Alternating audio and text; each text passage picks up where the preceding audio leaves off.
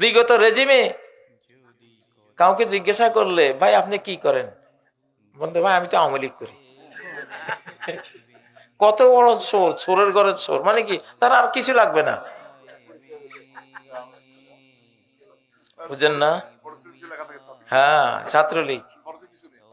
যাক বাবা, তোমরা ছাত্রলীগের হয়তো শুনতেছো, ভাই তোমাদেরকে এখন তোমরা তওবা করো, ইস্তেগফার করো, ভালো হয়ে যাও ইনশাআল্লাহ। কারণ সূর্য এখনো পশ্চিম থেকে উঠে নাই, ঠিক না? ফ্যাসিবাদী বা আওয়ামী লীগ যারা জুলুম করেছে, তোমাদের জন্য অনেক বড় বড় কফাল যে সূর্যটা এখনো পূব দিক থেকে উঠতেছে।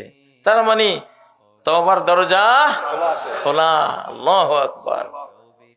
ভালো হয়ে যাও। ভালো হলে আগামী 1, 2, 3 বছরের মধ্যে দেখবা আস্তে আস্তে জামাত ইসলামী, ছাত্র শিবির, বিএনপি, এই দেশে যারা এখন যারা কর্ণধার, আগে মাজলুম ছিল, তোমরা মিশে যেতে পারবা, মিশে যেতে পারবা। ওরা অনেকে বলে যে আমরা আবার আসতেছি, আমি বলি 53 বছর অন্তত গুনতে হবে।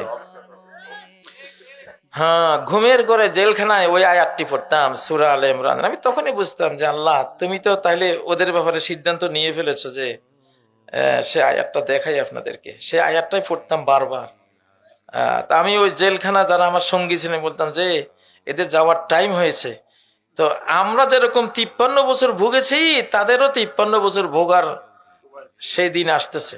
এখানে আল্লাহ তাআলা বলছেন যে وَتِلْكَ الْأَيَّامُ نُدَاوِلُهَا بَيْنَ النَّاسِ।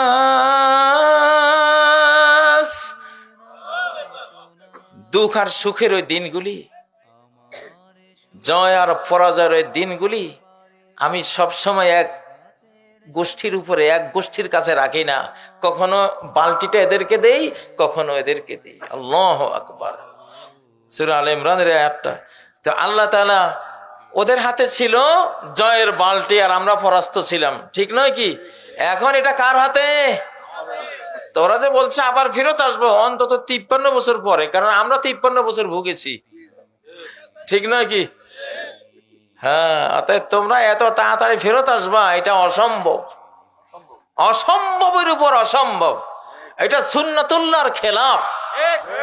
আর বিশেষ করে এই বাংলার জমিন, আল্লাহর প্রিয় জমিন, মুসলিম মানচিত্র। এটা জিন্নাহ সাহেব কোরআনকে ইনস্টিটিউশন ঘোষণা করেছেন, আমরা বাস্তবায়ন করব ইনশাআল্লাহ।